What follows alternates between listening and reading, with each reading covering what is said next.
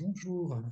Voilà, je voudrais, à travers ce petit temps de partage, ce temps audio, je voudrais partager l'expérience d'un homme de 60 ans qui démarre un parcours initiatique à travers l'interprétation des rêves, à travers sa psychothérapie, et puis qui, à travers la psychanalyse jungienne, va découvrir des compétences en lien avec le chamanisme et puis, indirectement, peu à peu, par le parcours personnel, découvrir l'âme, la perte d'âme, la récupération d'âme, les soins chamaniques, voilà, tout cet aspect. Évidemment, au départ, je suis un blanc français, j'ai pas de curiosité par rapport au chamanisme. Évidemment, je peux avoir vu deux, trois choses, mais c'est vraiment pas une curiosité fondamentale dans mon champ d'exploration, en tous les cas à l'époque. J'ai à l'époque 35 ans quand je commence un travail thérapeutique qui m'amène dans la profondeur de la psyché humaine et j'ai envie de dire de l'âme humaine. Mon parcours commence par j'ai envie de dire, une forme de harcèlement, un vrai harcèlement au niveau des rêves, où par les rêves, en fait, je découvre que je parle le langage des animaux, je parle avec des animaux, je participe à des rituels. Et mon psychanalyste de l'époque, Pierre Trigano, à qui vraiment je tiens à rendre hommage ici ce soir, avec Pierre Trigano, nous voyons ensemble que ces rêves qui me harcèlent et qui parlent de chamanisme, d'autres continents, d'autres époques, m'invitent à voir une réelle interpellation de mon âme qui visiblement a quelque chose à voir avec le chamanisme. Donc c'est ainsi que je commence avec une certaine inquiétude, de la curiosité, mais vraiment sans aucune pression, un chemin chamanique. Ce chemin chamanique me conduit à découvrir l'âme, la perte d'âme, la récupération d'âme, donc qui est vraiment un outil de base du chamanique, voilà, du chamanisme, excusez-moi. Donc, je voudrais tout de suite positionner quelque chose d'important pour moi, c'est que quand on parle de chamanisme, on est en dehors de la religion, on parle de soins, le chamanisme est la première médecine dans l'histoire de l'humanité qui a selon les endroits géographiques, entre 40 000, 50 000 jusqu'à 70 000 ans. Donc on est vraiment sur une médecine très ancienne, c'est une médecine spirituelle, c'est notre médecine du passé. Donc avec toutes les lettres de noblesse que peuvent contenir toutes ces médecines très anciennes, ces médecines qu'on appelle ces médecines premières. Et ensuite, quand je parle d'âme, là aussi, je me positionne en dehors de toute religion. Voilà. Autant le chamanisme n'est pas une religion, pareil, parler de l'âme, c'est la dimension spirituelle de l'âme humaine, comme dirait Jung, le soi, hein, le soi véritable. Donc, dans ce qui va suivre, je vais vraiment me positionner en dehors des religions. L'aspect spirituel est important. Il y a une forme d'universalité à travers le chamanique et je tiens vraiment à rester à cet endroit-là. Euh, Associé à cet aspect spirituel de l'âme, il va de soi que l'aspect de la conscience est très importante. C'est comme si la progression humaine passait par une progression de conscience spirituelle et à la fois petit à petit une conscience dans la mise en action de sa vie. Donc je vais aborder plusieurs aspects. D'abord, donner quelques définitions, quelques repères sur l'âme. Ensuite, je pourrais parler de ce qui blesse l'âme, mais aussi de ce qui nourrit l'âme, qui est des nourritures très positives. Je vais parler de l'interaction des âmes, comment ces interactions sont nécessaires à leur épanouissement, et puis l'importance d'avoir des traumatismes, des souffrances. Ça peut paraître une espèce de paradoxe. On aimerait que la vie soit un long fleuve tranquille, et pourtant non. La souffrance fait partie du chemin pour enclencher le processus de guérison, le processus de transcendance, et à travers la transcendance, effectuer une réelle progression de la conscience et de la force spirituelle. Je voudrais ensuite évoquer l'apport du chamanisme, à quoi sert le chamanisme, pourquoi le chamanisme semble revenir autant en force en Europe. Je vais parler du soin de l'âme, mais qu'est-ce que la guérison enfin? J'évoquerai évidemment aussi l'importance de choisir de se prendre en main. Si on ne choisit pas de se prendre en main, ben, en fait, on n'a pas d'évolution. Alors, il y a une partie d'évolution qui va se faire librement, mais c'est très important de choisir d'évoluer. Alors, qu'est-ce que l'âme? Euh, Dans un premier temps, ce qui définit l'âme, c'est une forme d'énergie qui va créer une dynamique du mouvement. La vie euh, est mouvement. L'âme est comme le carburateur, l'étincelle divine qui met en route euh, le quotidien. C'est-à-dire, si on n'avait pas l'étincelle de l'âme, ben, on resterait collé dans son lit le petit matin, on ne se lèverait pas parce qu'il n'y aurait pas de ressort, il n'y a pas de rebond, il n'y aurait pas d'élan à vouloir se lever pour commencer une journée et être plus ou moins enthousiaste de sa journée à venir. Ensuite, l'évolution de l'âme consiste aussi à trouver du sens à sa vie. Ça semble naïf, hein, mais ce qui donne envie de vivre, qui donne du sens à sa vie, bah, va créer et nourrir aussi d'une certaine façon l'être profond qui trouve du sens à sa vie, une profondeur à sa vie. L'âme vient du mot animus, animé, le dessin animé. Euh, euh, le corps, ce que je voudrais nommer à travers cette animation, c'est que quand le corps meurt à la fin de la vie, l'âme semble se désagréger en partie. Et en même temps, quelque chose peut se réagréger pour la prochaine vie. C'est comme si l'âme se constituait au moment de l'incarnation. C'est comme si l'âme euh, s'assemblait pendant la période préutérine, éventuellement intra-utérine, et continuait après la naissance. Tout au long de la vie, l'âme peut se renforcer. Et puis, au moment de la mort, le moment où le corps physique cède, il y a quelque chose qui peut se dissoudre, se désagréger et une partie se réagréger dans la partie, dans l'incarnation suivante.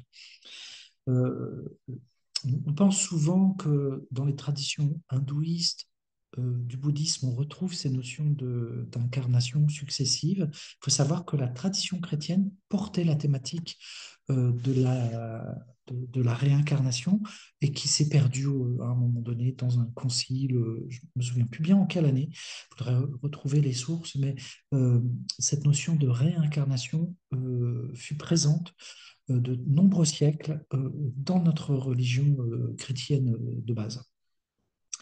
Alors, ce qui est très important à saisir aussi, c'est que l'âme n'est pas un objet figé. Une évolution est possible et positivement possible tout au long de sa vie.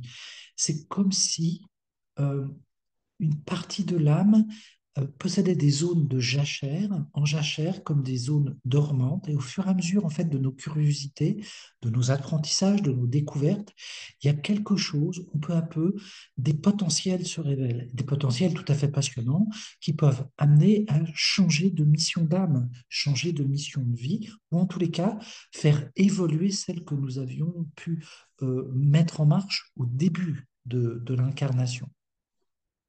L'âme évolue à travers des expériences. C'est la richesse des expériences et la sagesse qui vont se dégager qui font que l'âme, petit à petit, va progresser et que la force spirituelle va se renforcer avec l'expérience, avec le temps et au fil des années. L'âme possède quelque chose de très intuitif, c'est-à-dire que le cerveau, quelque part, pourrait sembler décidé, mais en fait, c'est l'âme qui va littéralement être comme une boussole, vivre des aimantages qui font que petit à petit, des choses vont nous attirer, d'autres vont s'éloigner de nous. Et en fait, ces attirances que l'on vit dans son temps à vivre, ben, en fait, ces choses qui nous attirent vont, à travers les expériences, peu à peu éventuellement, révéler du génie.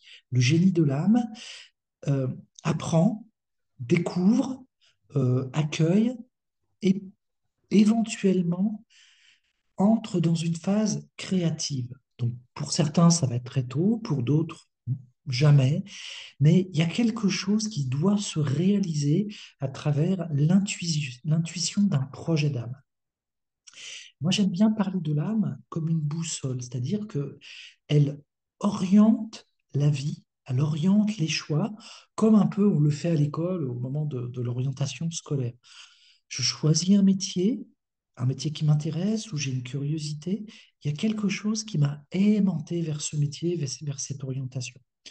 Et quelque chose qui est très aidant, donc sur lesquels j'insiste beaucoup avec nos adolescents, avec nos enfants, quand ils rentrent dans cette phase-là, phase d'orientation, je leur dis c'est très important de rêver ton métier. Quel métier rêverais-tu de faire au-delà des études à réaliser? Très important de mesurer qu'il y a une forme, un appel intérieur qui peut être plus ou moins en contradiction avec la bien-pensance d'un cerveau d'adulte, du cerveau des parents ou quelque chose comme ça. C'est très important que l'enfant rêve son futur et se laisse aimanter, attiré par certaines orientations scolaires, d'enseignement, même si au cours de son évolution, de ses partages, il change et il évolue vers d'autres choix. En fait, cette navigation un peu à vue permet des réajustements indispensables au bien-être de l'âme. J'utilise aussi une image pour parler de l'âme, c'est la boule à facettes. Cette boule à facettes, ce sont des miroirs un peu particuliers qui laissent passer la lumière qui viendrait du centre de la boule à facettes, et puis aussi qui reflètent les lumières des autres âmes en interaction. Voilà. Euh, les âmes aiment interagir entre elles. Et c'est très important de comprendre, en fait, que vivre isolé, enfermé, replié sur soi, sans interaction directe, et non pas par des écrans interposés, ben, en fait, cet isolement va comme littéralement ternir l'âme. Et en ternissant l'âme, ça conduit à des formes de dépression très graves. Il est très important de repérer que on a besoin par moment de solitude, être seul pour rêver, être seul pour se ressourcer, être seul pour penser, pour se recentrer. C'est très salutaire et nécessaire au bien-être de l'âme, mais si on isole, si l'âme s'enferme, à ce moment-là, on rentre dans un cycle où l'âme perd le sens de l'incarnation et pire que ça, rentre en désagrégation, comme si elle allait vouloir quitter la vie. Donc ça, dans la dépression poussée à l'extrême, évidemment, on arrive à des formes de suicide, d'automulation et de suicide. Euh, je voudrais ensuite évoquer quelque chose qu'on entend assez peu, mais qui peut permettre de comprendre une partie de comment l'âme fonctionne. Je vais parler du corps de souffrance. Euh, le corps de souffrance, c'est la souffrance personnelle, la souffrance transpersonnelle, la souffrance familiale, la souffrance collective. C'est comme si individuellement, tous nous étions dépositaires d'un corps de souffrance. Ce corps de souffrance, pour simplifier, a des vibrations basses. Et ce qui est très intéressant, c'est qu'en contrepartie, on a notre corps de lumière. Ce corps de lumière, c'est ce qui nous donne des pensées supérieures qui vont nous mettre dans une bien-pensance, des émotions positives et qui vont nous donner envie de vivre, envie de découvrir, envie de nous expanser. Et bien, l'âme, c'est comme si elle flottait entre ces deux corps, à la fois le corps de souffrance aux vibrations basses et le corps de lumière aux vibrations hautes. Euh, donc, évidemment, il y a le corps physique et en même temps, dans ce corps physique, cohabitent le corps de lumière et le corps de souffrance et l'âme. Et c'est toujours euh, euh, très délicat de voir que l'âme, euh, quelque part, a besoin de la lumière pour évoluer, mais que dans la nature humaine, on a une espèce de contradiction où on est plus attiré par la souffrance. C'est-à-dire que quand on souffre, on sent la vie. Quand on rentre en contact avec les aspects positifs de son corps de lumière, l'âme, elle s'épanouit. mais c'est un épanouissement silencieux. Donc, le quotidien et l'agitation du quotidien peut totalement passer à côté de cet aspect-là de la nature humaine qui se développe dans sa conscience, dans le silence, et pourtant, euh, les films de guerre, les films d'horreur, les films de bandits, les films vont brasser des informations qui nous mettent en contact avec le corps de souffrance, qui révèlent une réelle fascination et qui vont entraver l'âme à se diriger vers la lumière, vers les choses beaucoup plus altruistes, beaucoup plus élaborées, beaucoup plus incitatrices de belles transformations, de choses positives, et qui vont en fait empêcher, limiter l'élévation de conscience de l'âme collective, et donc limiter l'impact et la charge du corps de souffrance collective que l'on sent très bien actuellement à travers une actualité tumultueuse, que ce soit à travers le stress post-Covid des années 20, et les guerres environnantes, toujours l'impression que la Troisième Guerre mondiale va arriver, la fin du monde est proche, etc. L'allergie, les alertes sur le climat, etc., l'écologie, enfin voilà. Il y a une espèce de surenchère où, en fait, le corps de souffrance collectif n'arrive plus bien à être compensé par le corps de lumière collectif qui a toujours une solution positive à trouver. C'est ce qu'on va appeler l'éveil de conscience qui permet à l'âme collective de tirer l'ancien modèle vers le haut, de laisser partir des choses qui sont obsolètes pour que le meilleur du futur puisse advenir. Donc là, je suis en train de faire le pont entre une âme individuelle et la dimension familiale, collective et universelle. Si l'on regarde les actualités, en fait, plus ou moins consciemment, on va avoir une tendance à être fasciné par toutes ces informations négatives qui font que notre monde intérieur et l'âme vont avoir tendance à rentrer dans les basses fréquences de toutes ces informations très négatives, très lourdes et très inquiétantes. Alors qu'en fait, si peu à peu on apprend à nourrir quelque chose de positif, de créatif, où les âmes fortes en lumière et en projet, en capacité de transformation sur le groupe, à ce moment-là, des projets beaucoup plus élaborés, évolués, vont permettre de se tirer vers le merveilleux et de nourrir le merveilleux en soi et pour le collectif. Voilà. Ensuite,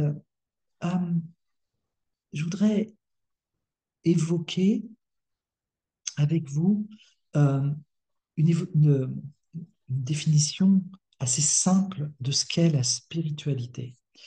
Euh, En fait, c'est qu'est-ce que c'est qui permet d'élever le niveau de conscience par l'expérience et peu à peu, cette conscience qui se déploie euh, permet d'entrer dans des créations altruistes, bienveillantes, qui élèvent, qui sont jolies, souvent il y a une notion de beauté, et qui va permettre d'entrer dans la dimension de la sagesse du vivant et de la vie. Donc il y a ce passage entre l'action, l'expérience, le dégagement de conscience à travers l'expérience et cette capacité à travers la répétition d'expériences saines de dégager la sagesse de l'être. Et à partir de la sagesse, il y a quelque chose qui peu à peu, un modèle intérieur qui se met en place, une éthique intérieure qui fait que intuitivement, on sait quand, où se situe le bien, le mal. Il y a quelque chose qui sent comme forme d'intuition, du bon sens paysan, qui respecte la vie et le vivant, et qui nourrit la vie et le vivant pour que l'humanité dans son entièreté évolue. Je voudrais passer maintenant à l'endroit du chapitre de ce bref exposé sur qu'est-ce qui détériore l'âme. Et il y a vraiment des choses qui vont blesser et presque faire rentrer l'âme dans une détérioration telle que le corps physique va être détruit, se détruit, donc qui conduit à la mort, hein, tout simplement. Euh, la dynamique de la vie s'anime et se renforce par la dynamique des rencontres en présentiel, en face à face, par la confrontation, par l'adversité, par la friction avec l'autre. Pas forcément dans la guerre, loin de là, mais dans les bas, dans l'émulation du débat. Euh, L'âme ne se renforce pas à travers les réseaux, les écrans, ce qu'on appelle les réseaux sociaux. C'est pas du tout une mise en réseau, c'est une mise en réseau d'informations, mais ça va nourrir le mental, les apprentissages, une documentation, comme je suis en train de le faire là maintenant, mais à travers ce que je suis en train de dire, je ne nourris pas votre âme, je ne permets pas à votre âme d'évoluer. Votre âme, elle a besoin de se mettre en mouvement à l'extérieur, avec d'autres, et des expériences en l'occurrence. L'âme a besoin de l'interaction directe, du sport, de l'action, du partage, du désaccord, du débat contradictoire. Si l'on prive l'âme de ces endroits de friction, elle s'étiole. C'est dans le désaccord, dans la friction, et vous allez tout de suite, je vais vous donner un exemple très simple. Par exemple, combien j'ai progressé, sans doute combien vous avez progressé à travers les frictions avec vos parents, à travers la friction avec vos conjoints, et éventuellement à travers la friction avec vos enfants. Les relations directes permettent de progresser intérieurement. Et souvent, hélas, ça ne nous arrange pas trop. On aimerait évoluer tout seul, on aimerait des gens très bons, merveilleux qui évoluent, mais hélas, on évolue par la friction. D'où l'importance d'explorer le monde, d'où l'importance de voyager. Euh, Plus on est introverti, plus on est timide, mais en fait, moins on ose sortir. Donc, il y a quelque chose qui doit petit à petit s'apprendre et être encouragé pour pouvoir sortir du museau sur les écrans comme on le voit tant avec cette jeunesse, peut-être même avec l'adulte, et d'aller à la rencontre, les yeux dans les yeux, et j'aime beaucoup, moi, utiliser ça en stage, le regard profond, sans mots, de rencontrer l'âme de l'autre simplement à travers le regard profond, sans mots. Et c'est très surprenant de voir combien, dans le regard, sans être amoureux, sans être en couple, les gens se mettent à pleurer parce qu'il y a quelque chose de l'âme de l'autre qui touche en direct mon âme à travers la simple, la simple présence d'un regard appuyé. Et je trouve ça vraiment merveilleux. La nature humaine aime la liberté, aime l'exploration. Empêcher cette liberté, empêcher l'exploration, c'est un réel traumatisme pour l'âme qui coupe en partie l'élan vital. Il y a évidemment de grands traumatismes physiques, psychologiques qui s'entremêlent, qui peuvent blesser l'âme. Et puis il y a ces attitudes de vie qui vont entraver le besoin de croissance, d'épanouissement d'une âme en quête d'expérience, en quête d'exploration. Comme un enfant qui commence à marcher et qui découvre le monde. L'âme, elle garde toute sa vie, si on sait l'entretenir, si on sait lui donner du bon grain, ben, en fait, elle garde cette propension à avoir envie de découvrir. Alors, euh, parfois, l'accumulation de traumatismes, euh, certains traumatismes, on se souvient, alors je vais parler des traumatismes les plus violents, toutes les violences sexuelles, les violences physiques, blessent, et puis il y a aussi des violences évidemment qu'on a oubliées. Qui se souvient de violences subies à l'âge de 2 ans, à l'âge d'1 an, comme les bébés? Il y a beaucoup de violences évidemment qui sont oubliées, qui ont pu blesser profondément l'âme. Euh, la- Ces traumatismes les plus anciens, même ceux qui ont été oubliés, où il y a des véritables, euh, comment on appelle ça euh, le mot m'échappe, des amnésies, l'âme se trouve entravée et peut donner de réels dysfonctionnements où la personne se dit, mince, il y a quelque chose qui ne tourne pas rond dans mon mode de fonctionnement de vie en général. Alors, il y a des endroits où la personne peut être totalement épanouie et des moments où elle se sait limitée, comme si elle était restreinte et intimidée dans l'audace à se déployer. C'est vraiment quelque chose qui est restreint dans la liberté d'être.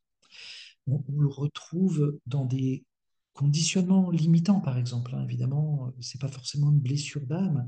Les conditionnements familiaux, les conditionnements scolaires, religieux, les conditionnements d'État, hein. L'État, évidemment, réduit par certains conditionnements la capacité de s'épanouir, de penser librement, hein. Ça paraît pas, mais on est très restreint dans notre liberté de penser.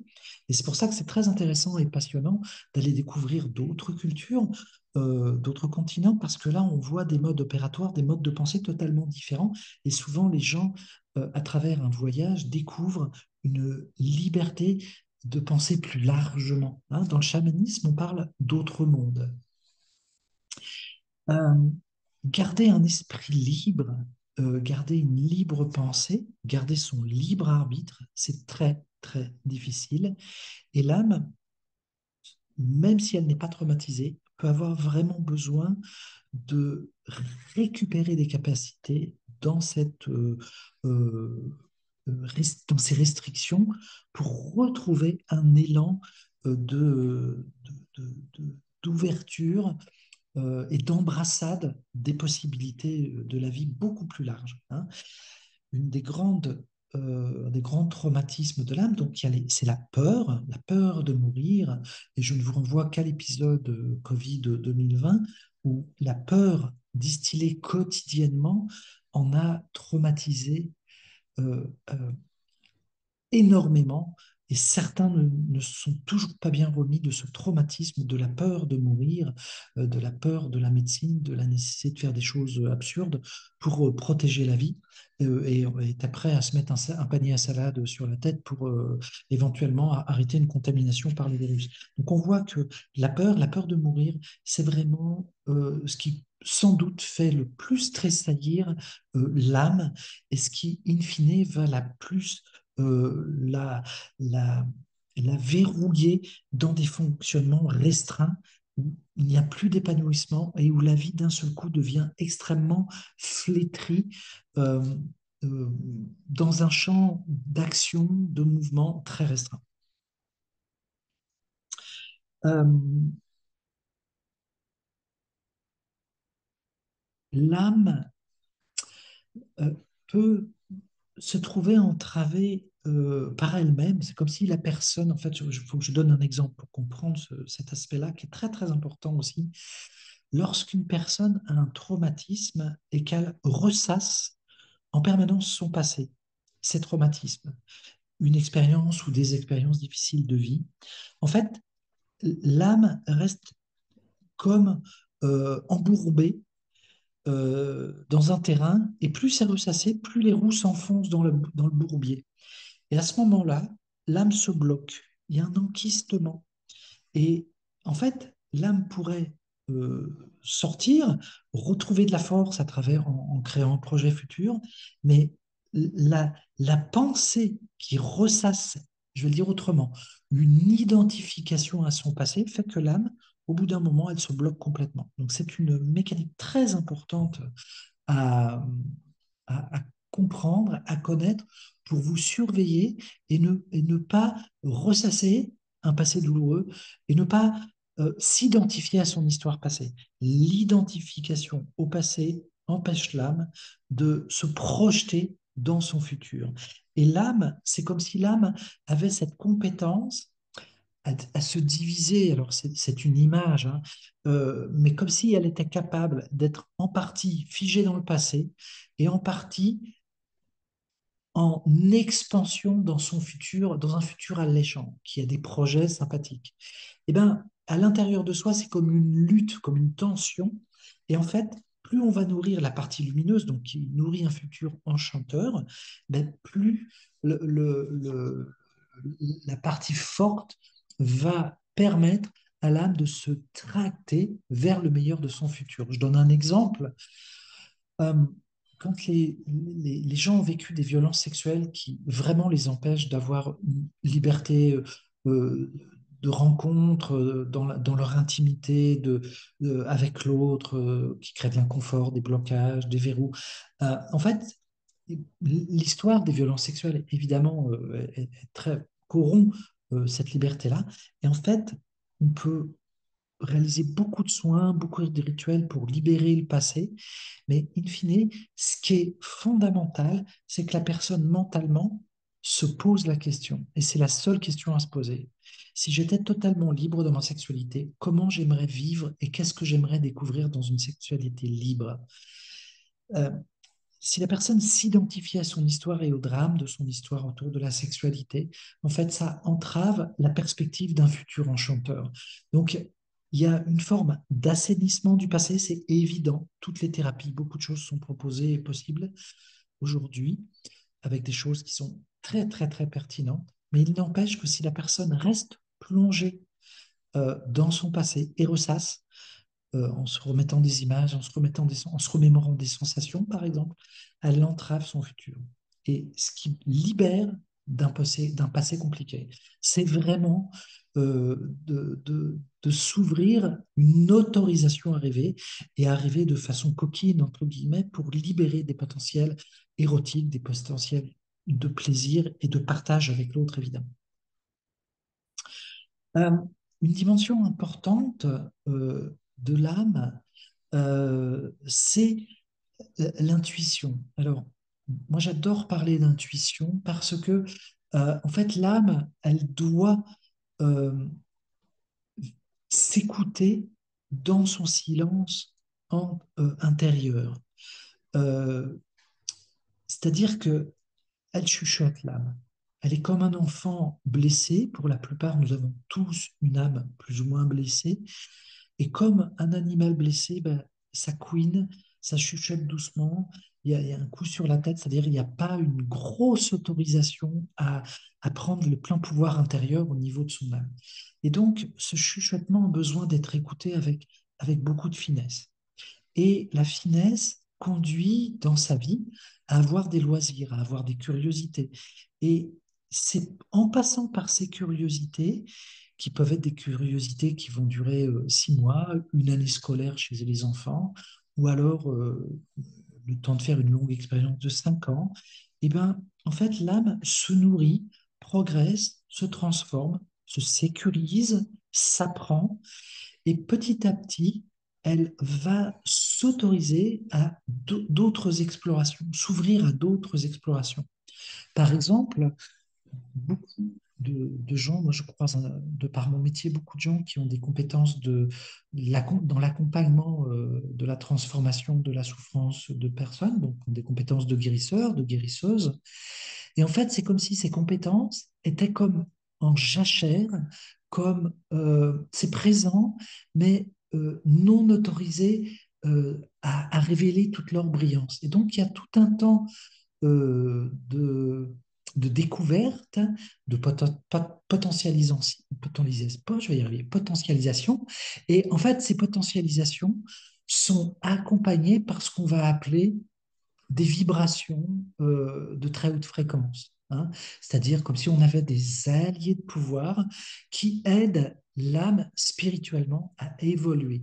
Et à ce moment-là, ça, c'est vraiment, cet aspect-là, c'est vraiment l'aspect le plus enchanteur, le plus merveilleux de l'âme, c'est qu'à un moment donné, on perçoit la dimension spirituelle de l'âme parce qu'une partie entre guillemets, des apprentissages s'acquérait par des aides qui semblent venir de choses extra-humaines. Donc ça nous met en contact avec l'extraordinaire de la dimension humaine, comme si le miracle du vivant permettait de trouver une force de transcendance. Et moi, je le vois à travers le métier de magnétiseur. J'avais le feeling que j'avais ces compétences-là, mais aujourd'hui, ce qui œuvre à travers moi me dépasse. euh, et j'ai rien appris dans les livres. C'est-à-dire tout ne s'est fait que par l'initiation, un enseignant qui me faisait passer dans des très hautes fréquences, et puis petit à petit, quelque chose s'installe à l'intérieur. L'âme, elle est reconnue, elle est stimulée, vivifiée, et un réel épanouissement de sa fonction sacrée à travers la guérison, par exemple, peut œuvrer. Mais ça demande du courage, ça demande de lâcher les peurs, de traverser des peurs, et puis de voir que la vie, en fait, elle est extrêmement puissante à créer de l'imprévu. Euh, L'âme, elle est comme une force intérieure. Euh, c'est comme si elle avait besoin de rien apprendre avec la tête. Elle apprend rien dans les livres. Euh, elle se, Elle peut être totalement dissimulée. On peut avoir des gens très éduqués, avec des sachants, moi ce que j'appelle des sachants, mais qui ne sont pas réellement avec la puissance, en contact avec la puissance de leur âme. Et ces sachants peuvent être en totale illusion.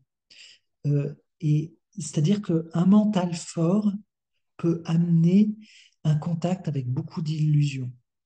Et des gens qui vont être moins sachants, mais qui sont en contact avec leur âme, vont en fait être totalement intuitifs et en fait, quelque part, être beaucoup plus intelligents à la vie, moi, ce que j'aime appeler le bon sens paysan.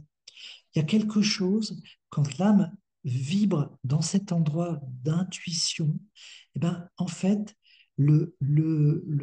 l'âme se découvre, s'apprend et elle rentre en contact avec une forme de connaissance universelle, donc bien au-delà de ce que l'on peut apprendre dans les bibliothèques.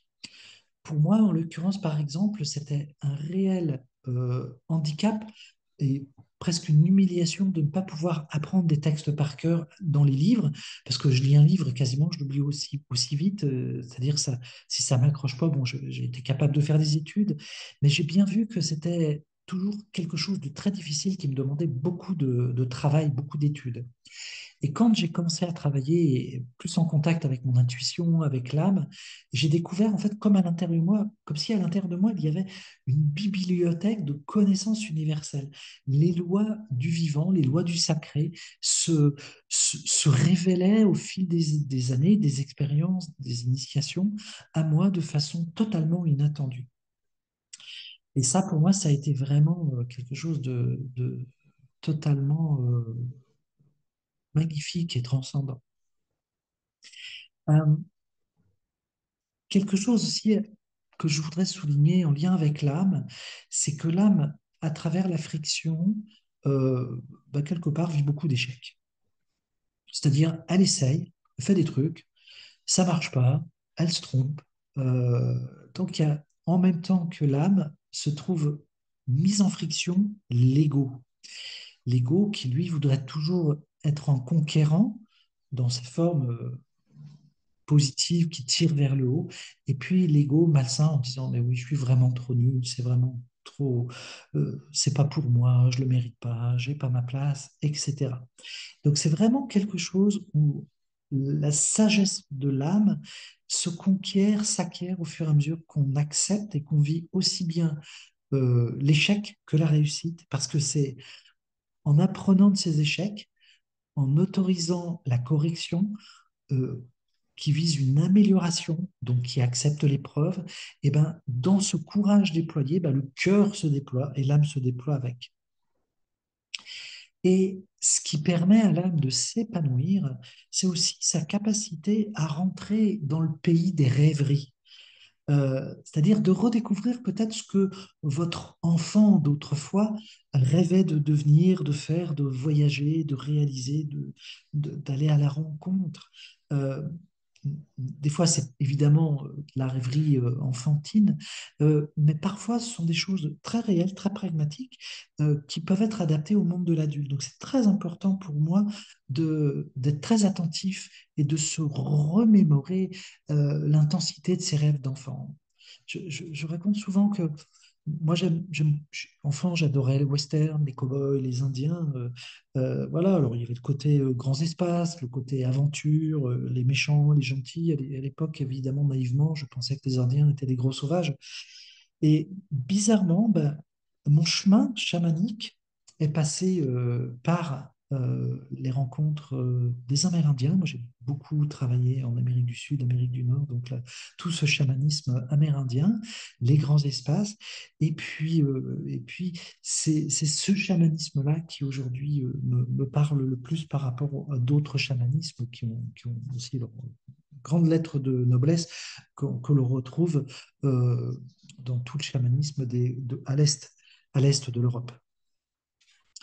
Euh, Souvenez-vous aussi, quand vous étiez enfant, combien certains films euh, pouvaient vous transporter, retrouver ces mémoires d'enfant, quelque chose de vos mémoires anciennes contiennent souvent en partie un futur que vous avez oublié. Il est très important de se souvenir de son futur pour que ce futur puisse amorcer quelque chose dans un déploiement pas après pas dans votre présent. Hein, c'est comme un murmure. Ce futur doit murmurer à vos oreilles de l'âme, je ne sais pas si l'âme a des oreilles, mais à quelque chose d'intérieur pour que les oreilles de l'âme entendent ces petites guidances, ces appels intérieurs très souvent très euh, frustres, très discrets.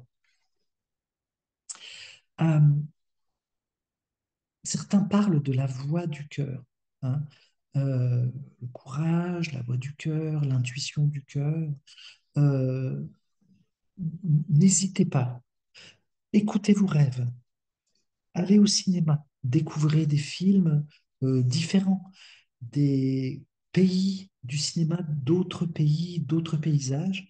Et puis, si vous avez la possibilité, cette chance, euh, que vous repérez des peurs, eh ben, l'âme adore se présenter cachée derrière une peur. Parce que souvent, derrière de grandes peurs, il y a de grands désirs.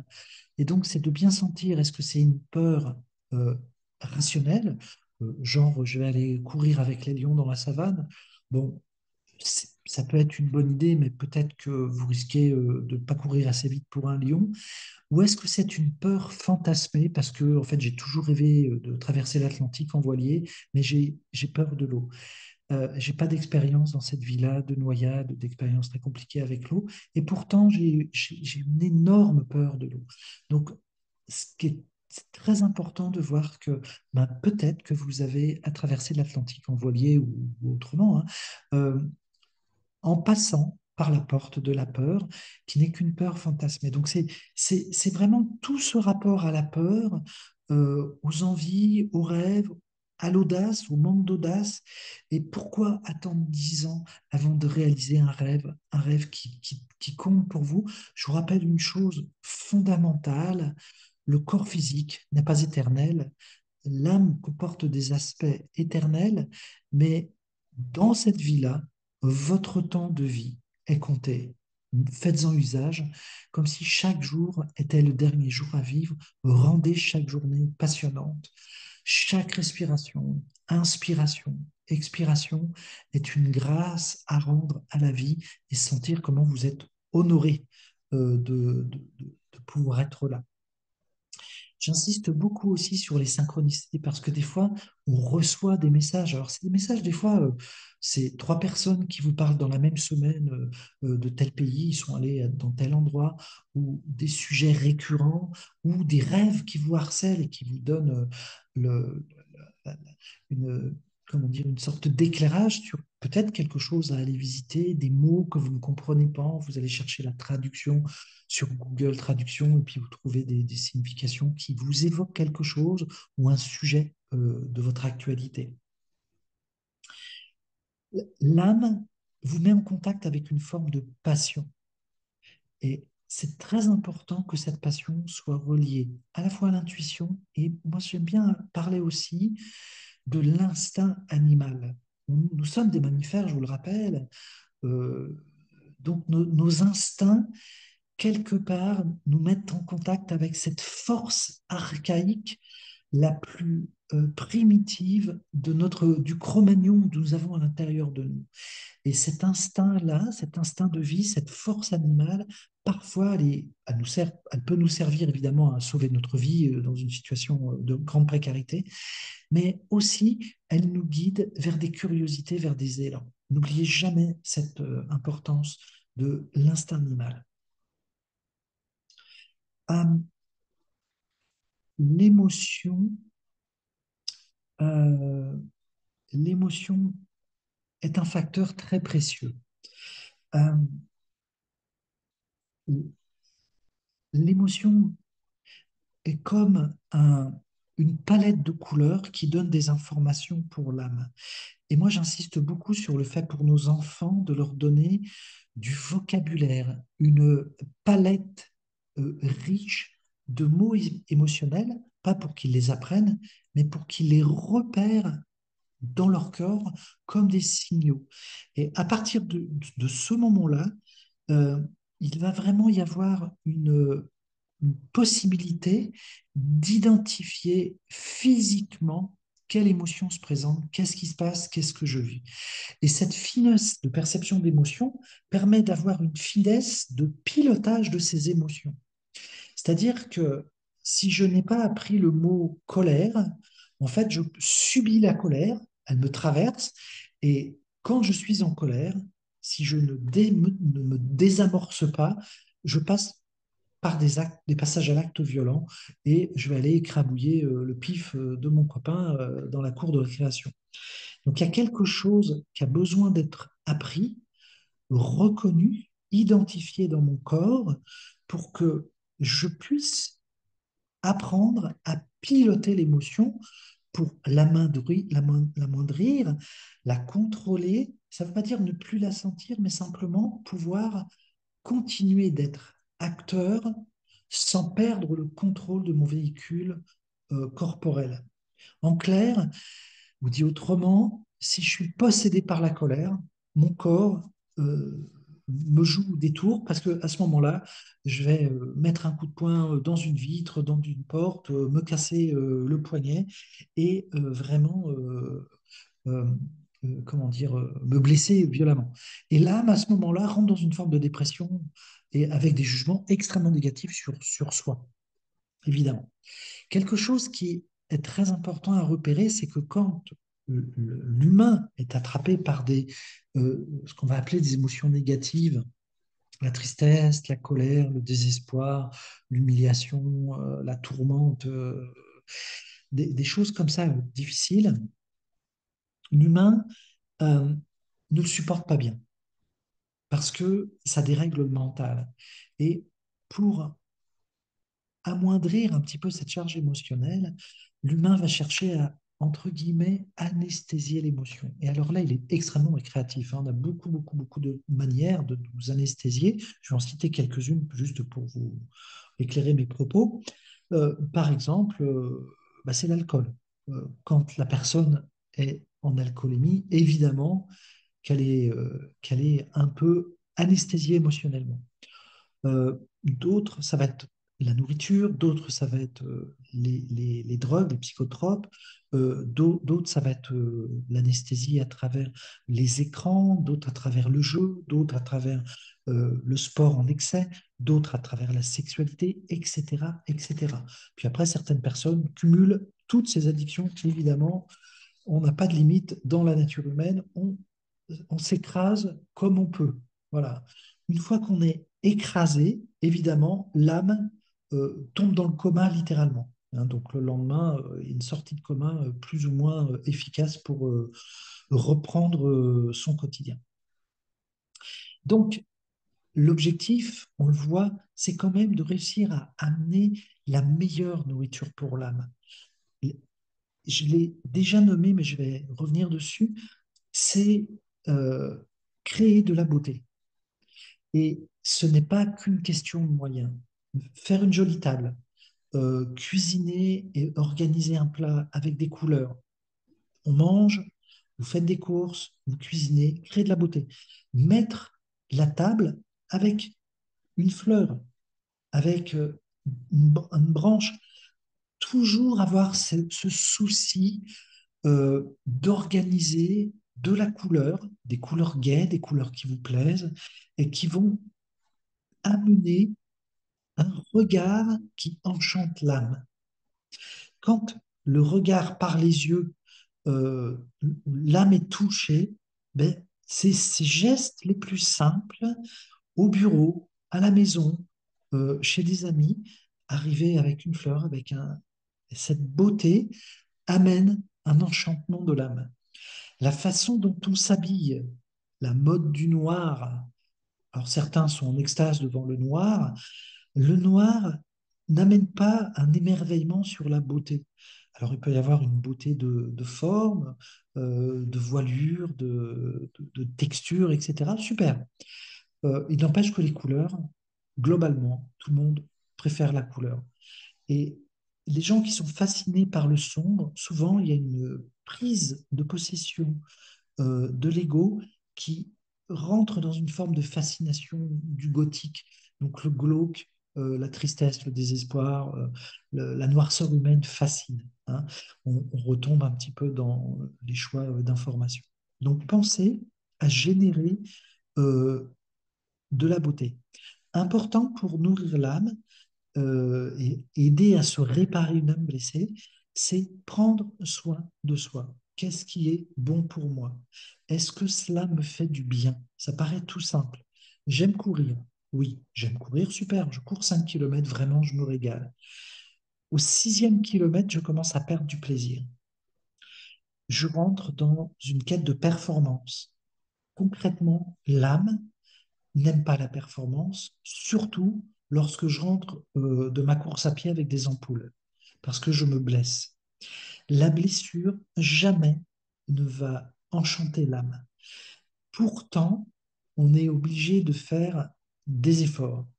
C'est-à-dire que l'âme, elle se surpasse et elle s'apprend dans la transcendance, dans le dépassement. Donc c'est trouver la mesure entre je suis dans ma zone de confort, je sors dans ma zone de confort, de ma zone de confort, mais je ne me maltraite pas. C'est-à-dire que, et on est les champions du monde de la maltraitance. Donc, travailler dur, c'est magnifique. Travailler trop, ça marche pas. L'âme est blessée et déshonorée. Pensez à une chose, l'âme, si vous voulez un repère assez simple, est-ce que ça honore le sacrement de la vie? Est-ce que ça honore le sacré du vivant? Pour soi-même et chez l'autre.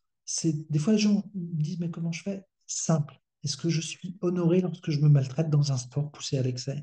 Ou est-ce que je m'honore lorsque je mange trop, lorsque je bois trop, lorsque je ne dors pas assez, etc., etc. Donc, il peut y avoir une véritable rééducation pour se bien traiter. Moi, j'aime dire de réussir à mettre le curseur des violences qu'on s'inflige à zéro. J'aime relationner avec mes amis, mais de temps en temps, il faut que je lâche mes amis et juste que je me repose et que je rentre dans le silence. J'aime parler, de temps en temps, il faut que je m'arrête de parler. J'aime écouter, de temps en temps, il faut que je m'arrête d'écouter. C'est vraiment cette jauge intérieure qui fait que l'âme, elle va pouvoir chuchoter dans cet entre-deux de stimulation.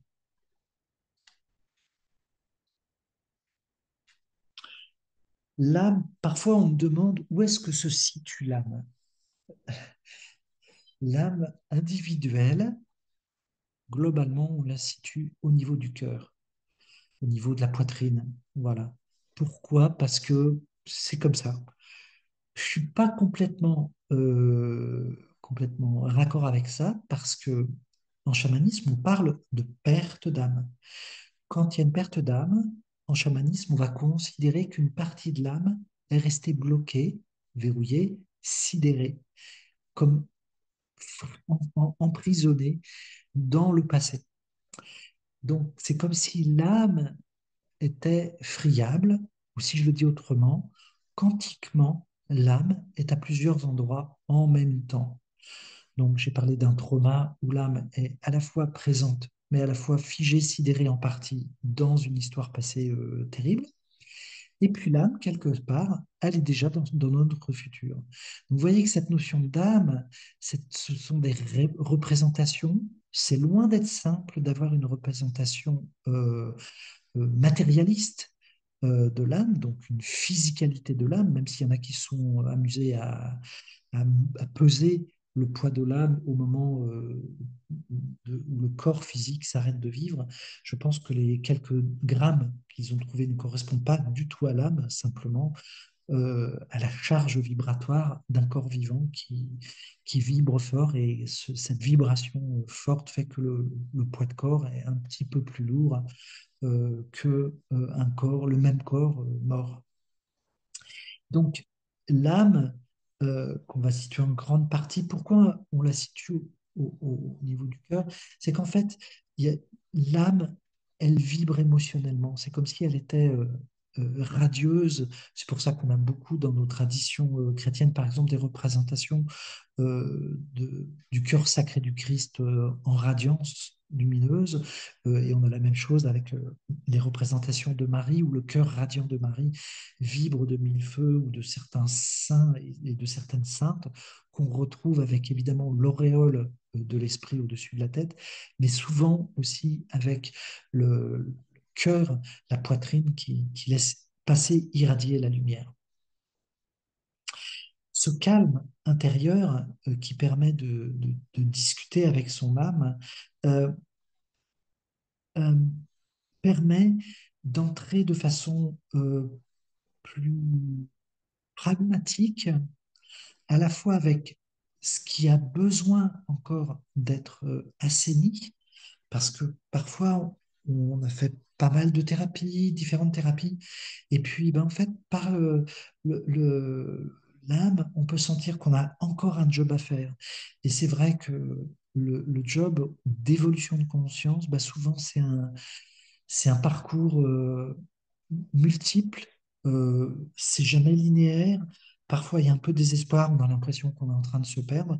Et pourtant, bah, peu à peu, on évolue, on avance, on voit qu'il y a, il y a, il y a, il y a encore des choses à aller visiter, revisiter d'une autre façon. Voilà. C'est une richesse vraiment très, très, très importante que l'âme propose de cheminer euh, grâce à son silence intérieur et grâce à la force de sa pensée.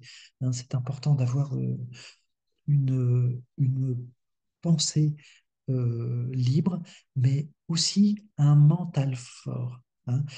Moi, j'insiste beaucoup sur cette importance de maîtrise du mental, de conduite du mental, de comprendre comment le mental est totalement volage et comment, en fait, le mental est nécessaire au soutien du déploiement de l'âme. Ça veut dire, des fois, on teste des trucs, ça marche pas, mais il fallait le tester quand même. Voilà. Donc, il y a pas de drame à faire un soin qui marche pas ou une technique finalement pendant quelques séances ou quelques week-ends de stage, on s'aperçoit que c'était bien, mais que ça n'a pas été finalement très nourrissant pour une âme en chemin d'évolution de sagesse. Euh, Maintenant, je voudrais aborder l'âme et le chemin de sagesse de l'âme. Euh, En fait, j'aime bien dire que même une personne qui vit la vie extrêmement simple, une personne qui ne fait aucune démarche d'évolution spirituelle, de thérapie ou de chercher un développement de quoi que ce soit, en fait, son âme, juste par le quotidien, va connaître un chemin d'évolution spirituelle. Puis après, certaines personnes sont vraiment désireuses de faire un chemin de croissance, un chemin d'évolution, voilà. Et il n'y a pas un chemin, il n'y a que des chemins multiples. Et comme nous sommes tous des êtres uniques, non standards, beaucoup d'atypiques, je vois venir en stage. Moi, j'ai l'habitude de dire que chez moi, il n'y a que des atypiques. Je suis atypique, ma famille est atypique, chacun des membres de ma famille est atypique. Et moi, toutes les personnes que je vois en stage, je les considère comme atypiques, donc uniques. donc avec une âme qui va devoir trouver, créer son propre chemin, sa propre destinée spirituelle, et donc utiliser tout, tout ce qui lui vient pour pouvoir se réaliser.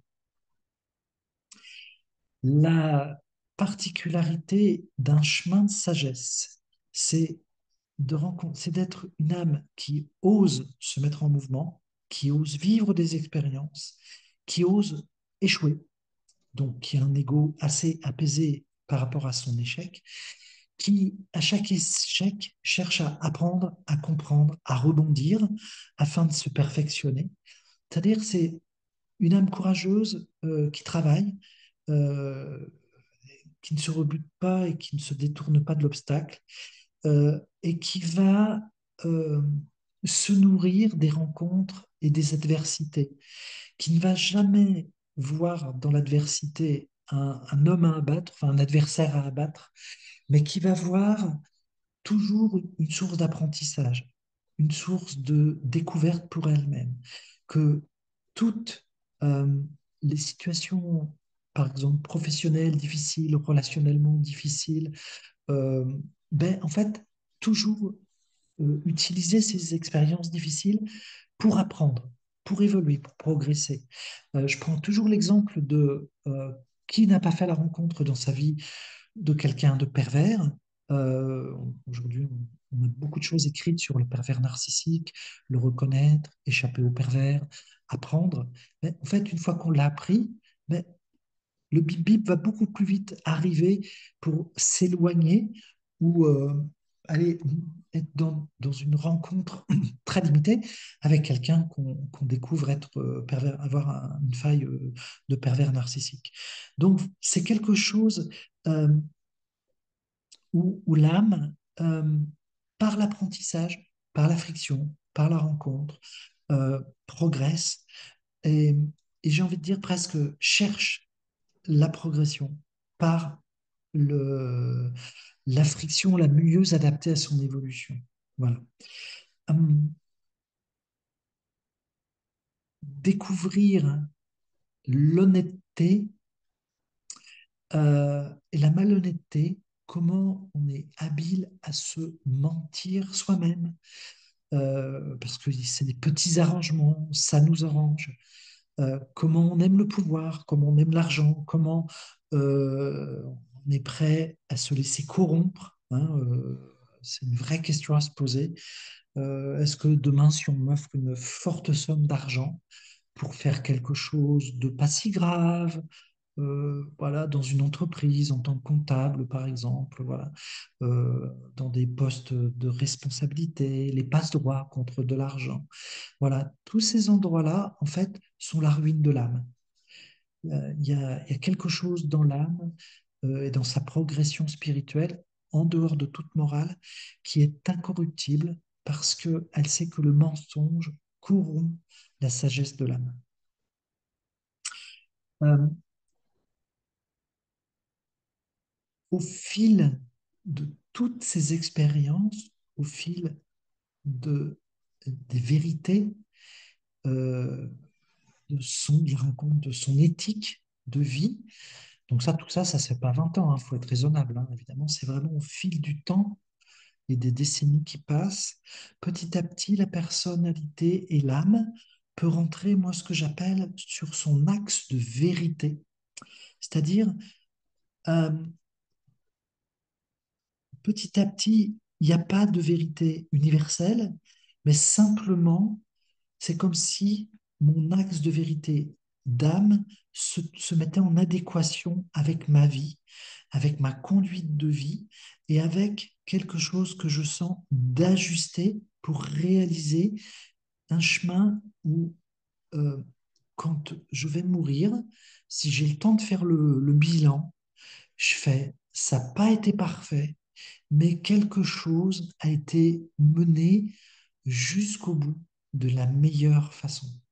Il y a une espèce d'espace intérieur qui se développe en disant, voilà, avec toutes mes imperfections, avec tous mes manques, tous mes ratés, Finalement, quand je fais le total en bas, le solde de tout compte est plutôt très positif. Il y a vraiment cet endroit très précieux à repérer. Euh, L'axe de vérité, donc je l'ai nommé un petit peu plus haut, mais je voudrais quand même y revenir. L'axe de vérité, c'est accepter, euh, on le voit parce que Euh, donc là, j'ai parlé de l'âme des individuels, mais il faut repérer comment, depuis des années, beaucoup de gens travaillent en thérapie, et notamment en constellation familiale, font un travail de nettoyage familial, font sortir, moi, ce que j'appelle sortir les placards, les cadavres du placard.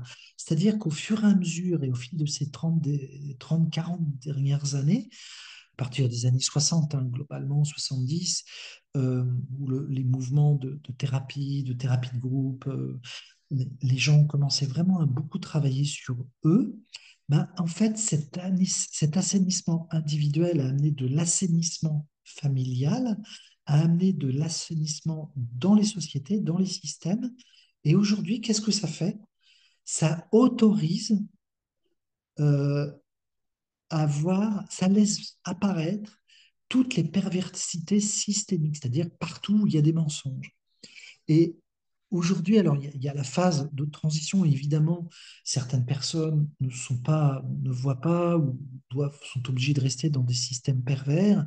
Donc, regardez l'explosion des burn-out, des charges mentales, des, des bullshit jobs qui sont vraiment de la maltraitance humaine, et de voir en fait que aujourd'hui on a la conscience qui se dégage de tout ça, de ces systèmes malades, menteurs, qui mentent à longueur d'année. Euh, Si on regarde nos politiques aujourd'hui, que ce soit en France ou et bien en Europe, on voit le niveau de manipulation des médias et on s'aperçoit que vraiment le monde allait mieux tant qu'on ne voyait rien. Et il faut toujours penser que dans un premier temps, la conscience fait mal. Dans un premier temps, la conscience fait mal. Et dans un deuxième temps, le changement se réalise. Les changements nécessaires se réalisent. Et en fait, cette période que nous vivons actuellement, très trouble au niveau des mensonges, où vraiment on voit qu'on n'a plus de politiciens nobles, on n'a que des corrompus, on a essentiellement des corrompus qui sont aux manettes, essentiellement de la politique spectacle, de la politique d'annonce, de la politique pour faire le buzz. On voit que la réelle politique ne se joue plus avec les marionnettes qui sont en place. Ça se joue ailleurs avec des hommes et des femmes qui manipulent toujours le plus en discrétion possible. Mais en fait, cette vision, ces perceptions, dans ma perspective, euh, ne sont, comment dire, se révèlent grâce à tout ce travail individuel qui s'était exercé sur les âmes individuelles qui ont fait le ménage chez elles, devant leur porte, dans leur système personnel, familial, transgénérationnel. Et moi, je rends beaucoup d'honneur à tous ces thérapeutes du passé qui ont un peu posé des jalons de ce travail de fondation. Et ce qui est très intéressant, le lien que je fais avec le chamanisme, évidemment, c'est de percevoir que l'âme à la collective n'a qu'un objectif, là aussi, c'est de libérer un monde nouveau, libérer une conscience nouvelle, sortir des guerres, sortir des afflictions.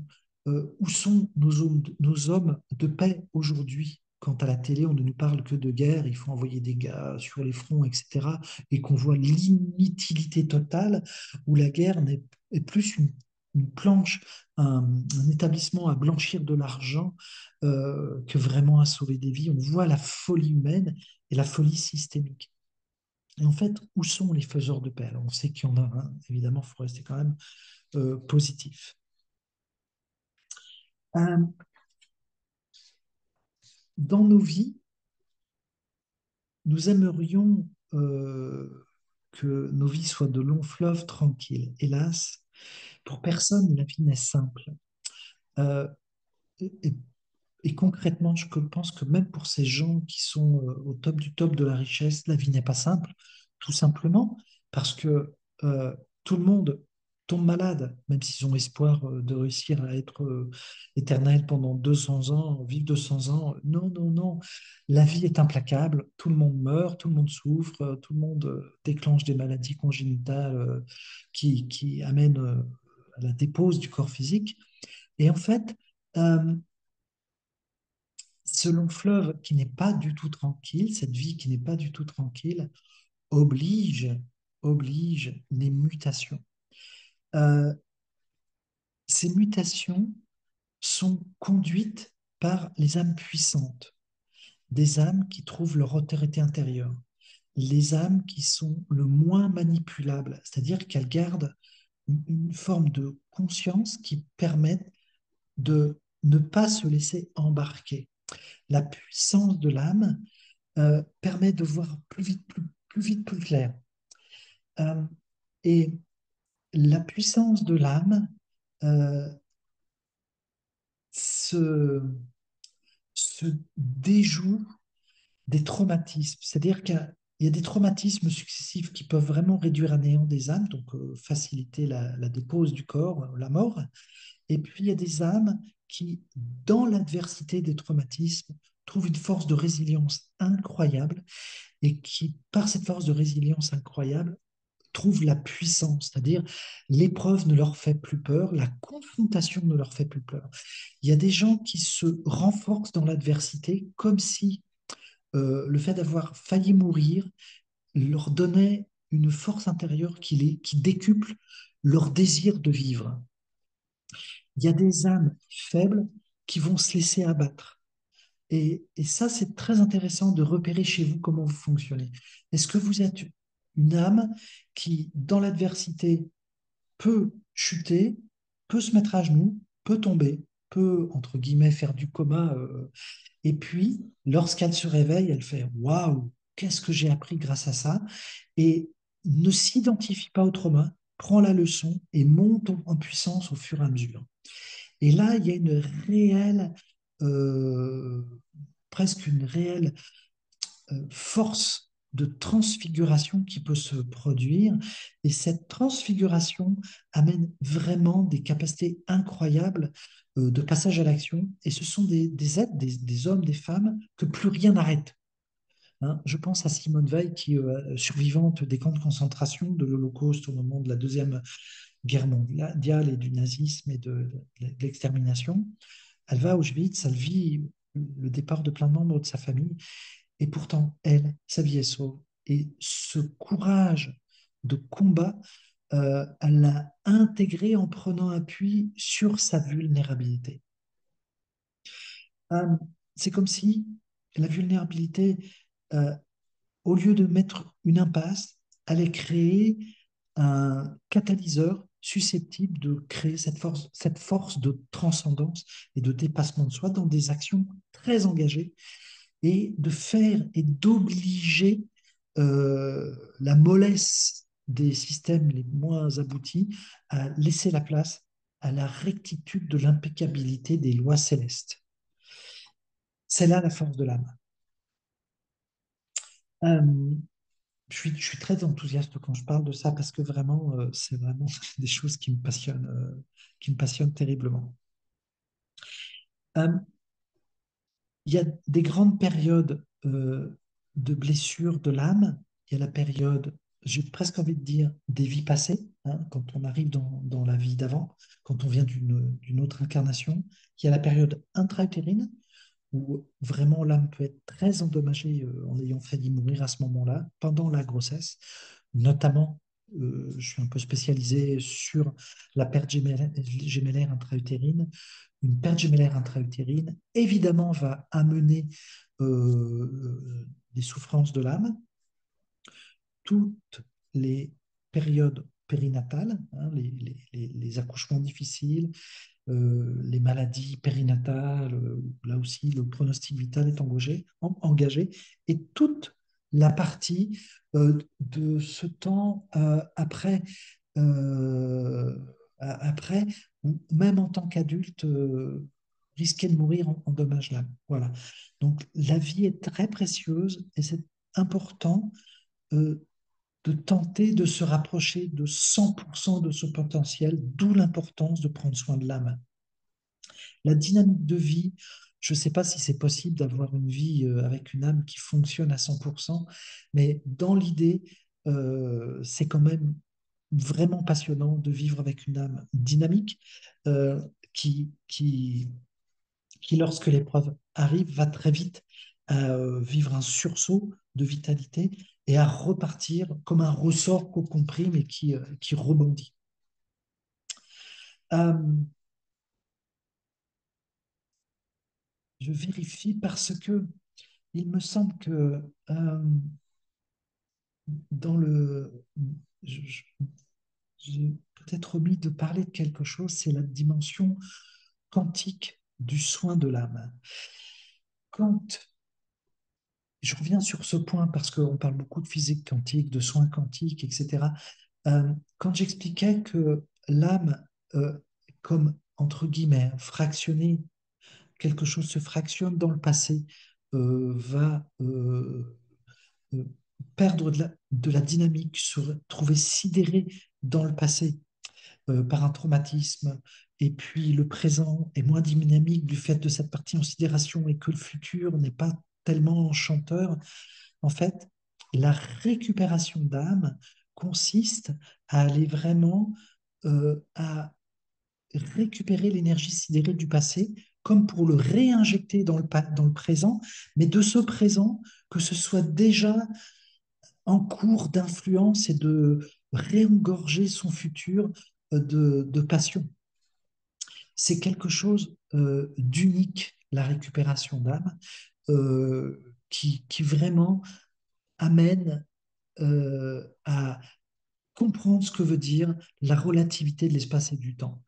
Parce que quand on fait un soin de récupération d'âme, l'énergie mise en place crée quelque chose qui n'est pas forcément spectaculaire au moment du soin, au moment de l'initiation, mais qui est très interpellante lorsque, dans les jours, les semaines qui suivent, quelque chose devient plus fluide dans l'organisation de sa vie. L'âme a cette capacité de voyager, entre guillemets, dans les espaces-temps. Et c'est ce que tout le monde fait en rêvant. Un rêve est comme un voyage de l'âme euh, où on se retrouve dans le passé, parfois dans le futur, des fois dans des univers qu'on ne connaît pas, comme s'il y avait d'autres vies parallèles. Et c'est tout à fait passionnant de voir que l'âme a cette fluidité et donc de voir que à travers la récupération d'âme, dans le chamanisme, hein, avec des soins extrêmement simples et accessibles, en fait, l'âme était capable de de se gorger de vitalité, comme si la vie pouvait au quotidien se vivre comme une vibration quantique, être à plusieurs endroits à la fois et en même temps. Euh, Important aussi, et c'est sans doute un des aspects les plus délicats, c'est de voir que euh, une grande entrave de l'âme, c'est quand la personne s'identifie à son histoire, s'identifie à sa famille, s'identifie à sa culture, à sa religion. Euh, l- l- Parce que la personnalité a besoin d'être enracinée dans une culture, dans une famille, dans une religion, dans des passions, dans du sport, dans son histoire. Mais l'âme, elle, pour se réaliser, pour évoluer avec force, c'est comme si elle devait être soutenue par l'aspect culturel présent, en lien avec sa personnalité, d'où l'on vient, et en même temps libre, désidentifié de son lieu. Ça peut paraître drôle, mais c'est comme si dans une vie, l'âme pouvait vivre plusieurs vies. Et ça passe par la désidentification de son histoire. Donc là, c'est pas tout à fait notre propos, mais moi j'ai l'habitude de dire que lorsque je parle aujourd'hui de la perte gémellaire intra-utérine, Là où autrefois, quand j'en parlais, il y a une vingtaine d'années, j'en parlais, j'avais à peu près 30 secondes avant de ne pleurer. Une minute, 30 secondes, j'étais tellement ému que j'avais les larmes qui me montaient. Je ne pouvais pas parler de la perte gémellaire intra-utérine. J'étais trop attrapé par l'émotion. Aujourd'hui, quand je parle de la perte gémellaire intra-utérine dans mon histoire personnelle, c'est comme si je parlais de l'histoire de quelqu'un d'autre. C'est-à-dire que en moi, je connais cette histoire, je l'ai beaucoup travaillée, nettoyée, transformée, et donc j'ai une liberté, et c'est comme si ma vie évoluait sans doute pas totalement libre de ça, mais en grande partie libre, totalement désidentifié de l'histoire intra-utérine. De même qu'avec mes parents, je suis en paix. Toute la pacification a été faite avec ma famille et ça me donne beaucoup plus de liberté créatrice pour vraiment aller dans des directions qui enchantent mon âme. Aujourd'hui, je ne vis et je ne chemine à 60 ans, j'ai 60 ans, je ne vis et je ne chemine que vers des choses qui me passionnent, que je sens, que j'écoute, qui me... Voilà, c'est quelque chose euh, en sortant de son histoire personnelle, en sortant de l'identification à son métier, ça permet d'être plus en contact avec ce chuchotement intuitif que l'âme donne. C'est comme si Dieu chuchotait à travers l'âme aux rêveurs du futur, évidemment. Euh, je vérifie parce que dans les apports du chamanisme, j'en ai déjà pas mal parlé. Euh, je vérifie. C'est cette notion, je reviens dessus pour y insister un petit peu, cette notion de vitalité, d'élan de vie. Le chamanisme, euh, c'est pas un deuil qu'on fait comme on pourrait le faire dans une thérapie, c'est vraiment une transcendance euh, qui remet un élan vital en contact avec sa mission de vie, avec sa mission d'âme. Euh, en, en- en s'autorisant une croissance de conscience, une croissance de sagesse. C'est pas quand quelqu'un vit un deuil, la perte d'un être cher, quand il y a un travail thérapeutique, on va dire plus psy, bon, bah, il y a des étapes du deuil qui se font plus ou moins rapidement. Mais la récupération d'âme, c'est une dynamique à vivre qui multiplie les opportunités parce que ça passe par une croissance de conscience, comme si la souffrance extrême facilitait ce déploiement de conscience et cette audace à entrer dans la sagesse, la dimension de sagesse créatrice du meilleur en lien avec le corps de lumière. Traditionnellement, les chamans étaient les gardiens de la tribu, c'est-à-dire les protecteurs. Le job des chamans, peut-être vous le savez, mais je le redis, je le répète, c'était trouver le gibier, protéger de l'ennemi, et puis aller aux meilleurs endroits pour que la tribu puisse s'épanouir, protéger les enfants, protéger les faibles. C'est vraiment une fonction de sauveur. Et aujourd'hui, moi, par exemple, je ne prends pas du tout, je dis jamais que je suis un chaman, je réfute ce mot, c'est galvaudé, trop galvaudé. Moi, je suis un guérisseur, je suis magnétiseur, guérisseur, et j'ai une conscience spirituelle un peu déployée, on va dire. Mais le chamanisme et cette force fut une force extrêmement présente sur la terre d'Europe. Et en fait, aujourd'hui, le retour du chamanisme en Europe correspond à cette mémoire ancienne inscrite vibratoirement et donc toujours vibrante sur la terre d'Europe. C'est pour ça qu'il y a ce regain de conscience chamanique et que cette période actuelle est absolument passionnante parce que les gens qui s'éveillent, en fait, sont des gens qui vont avoir une conscience et qui disent, mais pourquoi les autres ne voient-ils pas? Voilà. Mais c'est qu'en fait, on n'est pas tous rendus au même point de conscience.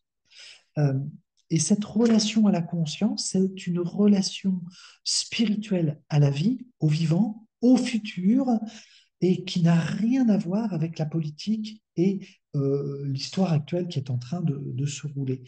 Il y a vraiment beaucoup plus qui est en train de se jouer actuellement.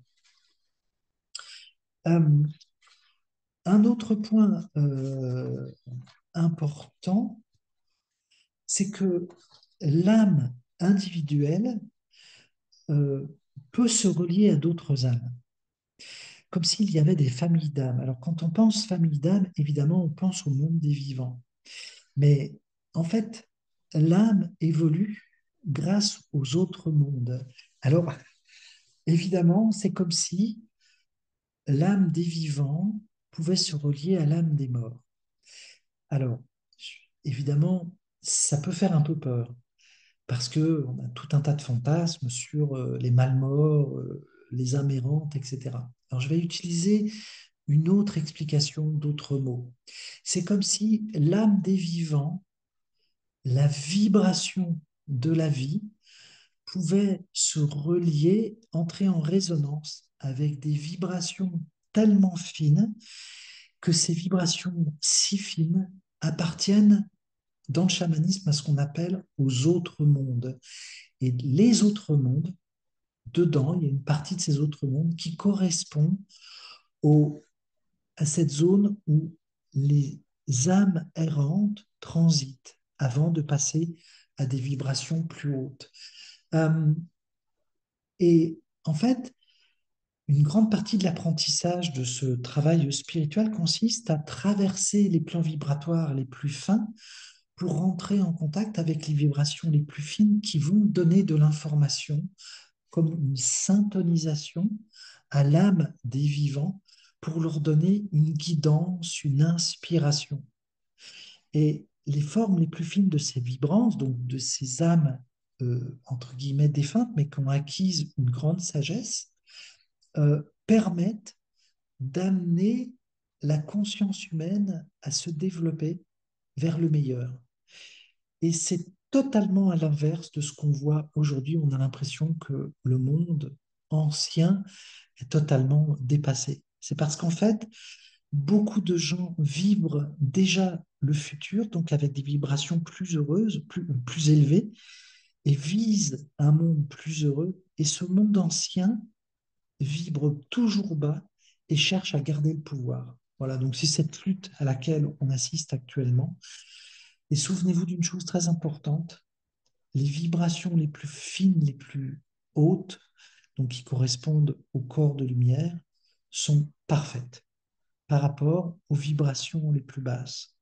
L'inconvénient, c'est que les vibrations les plus basses ont une force de destruction et peuvent créer beaucoup de souffrance en tuant des gens, tout simplement. Donc c'est toujours l'idée de rester très vigilant pour garder sa vie vivante, son corps vivant, et être très attentif à son corps de lumière pour qu'intuitivement, si possible, je me mette aux meilleurs endroits pour ne pas périr en cas de problème.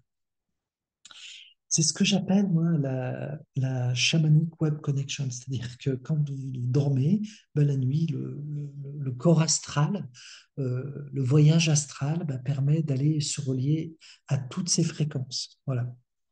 Après, nous avons d'autres outils qui permettent de vibrer les fréquences les plus hautes. Donc, on utilise, et moi j'utilise, je viens de la tradition essénienne, donc avec une quinzaine d'années aujourd'hui d'initiation essénienne, donc qui sont des initiations aux plus hautes fréquences.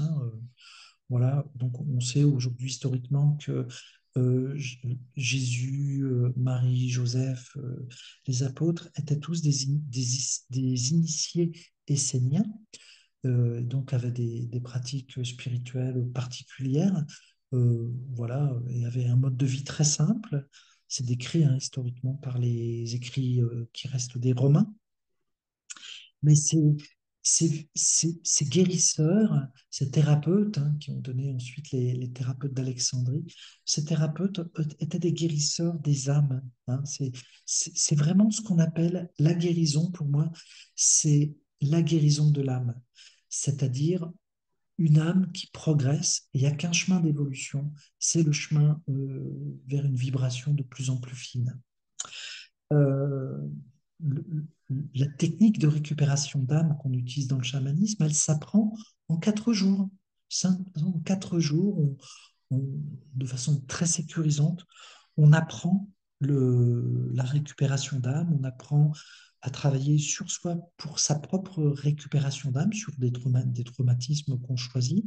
Et puis, en 4 jours, on peut aussi apprendre la récupération d'âme chez l'autre, pour l'autre, même si l'on n'est pas guérisseur. En fait, on a vraiment ces compétences de récupération d'âme, de récupération d'énergie, de vibration, de désidération du passé pour quelqu'un que l'on ne connaît pas, et puis de faire vibrer plus fort son âme vers le présent, enfin dans le présent vers son futur, le meilleur de son futur.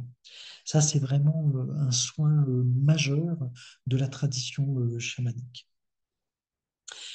Et important aussi, c'est que euh, les capacités spirituelles se développent plus vite si l'on s'en sert. C'est comme aller faire de la musculation, moi, c'est ce que j'appelle la musculation spirituelle. Plus on donne des soins, plus on amène dans le passé, dans le futur, dans ces passages de vibrations élevées, plus son âme est imprégnée par ces vibrations fines, et plus on va vite dans son évolution, et plus on diminue sa souffrance, la souffrance de l'âme, la souffrance de son corps de conscience. Ça ne veut pas dire que il n'y aura plus jamais de souffrance, loin de là, mais plus on travaille dans la lumière, dans les hautes fréquences, plus on travaille avec le corps de lumière, plus le corps de souffrance euh, perd en place, et sa place devient relative. Donc la nature humaine souffre, mais la conscience du corps de souffrance, de lumière, permet vraiment de se tracter peu à peu vers le haut. Euh, une chose importante, c'est que euh, il y a toujours aussi cette notion de libre arbitre. C'est-à-dire qu'il n'y a aucune obligation de vouloir évoluer spirituellement, de se donner tant de mal. Euh, certaines âmes, certaines incarnations ont besoin de repos. C'est-à-dire qu'elles ont besoin de vivre une vie tranquille, banale, monotone, et de mourir tranquillement en ayant fait une belle famille, sans avoir fait de vagues, de remous, tout ça. Voilà. Il y a des âmes, elles sont en paix dans la simplicité. Et puis après, il y a des êtres, des âmes qui sont un peu plus agitées, et parce qu'elles ont l'intuition qu'il y a un truc à l'intérieur d'elles, souvent ça c'est entre l'insatisfaction et puis quelque chose de l'ordre de l'agitation. Et cette agitation intérieure est souvent le reflet qu'il y a une fonction spirituelle qui cherche à se créer, fonction spirituelle altruiste, pour amener le bien de l'humanité et avoir des choses à faire. Euh, cette force de transcendance, bah, elle s'exprime que par le passage à l'action, l'audace, venir faire un stage de 4 jours, voilà, euh, sortir de l'histoire familiale, sortir de son histoire personnelle, sortir du collectif, simplement faire son chemin avec force, détermination, et puis à un moment donné, sentir qu'il y a des rails qui s'affirment, où vraiment la destinée spirituelle et son œuvre se prend forme. Euh, Il y a une petite conclusion que je voudrais évoquer ici. Cette conclusion, c'est euh, comment le mental a besoin à la fois d'être fort, et comment le mental a besoin aussi d'être relâché. Euh, C'est-à-dire, il faut à la fois apprendre à contrôler ses émotions. Pour ça, on utilise le mental. Il faut apprendre à diriger le mental vers les vibrations les plus hautes, vers le corps de lumière. Euh, et en même temps, savoir arrêter le mental pour que ce mental euh, se relâche, et dans le relâchement, il entende le chuchotement du souffle des paroles poétiques de Dieu. Donc c'est tra- c'est tous ces endroits contradictoires qui semblent contradictoires avec le mental. Et pourtant, si on apprend ces trois endroits du mental, donc je le redis, euh, apprendre à diriger son mental, contrôler le mental pour contrôler les émotions, euh, arrêter le mental comme si on allait mourir quelque part pour qu'il y ait les écoutes, les oreilles de l'âme qui puissent écouter les chuchotements du souffle de la parole poétique de Dieu. À ce moment-là, la vie rentre dans une phase de grand épanouissement. C'est-à-dire, il y a vraiment quelque chose qui s'épanouit, qui se réalise, qui se révèle. Voilà. J'espère que votre curiosité est, comment dire, stimulée par tout ce que je vous ai raconté dans ce petit enregistrement sommaire.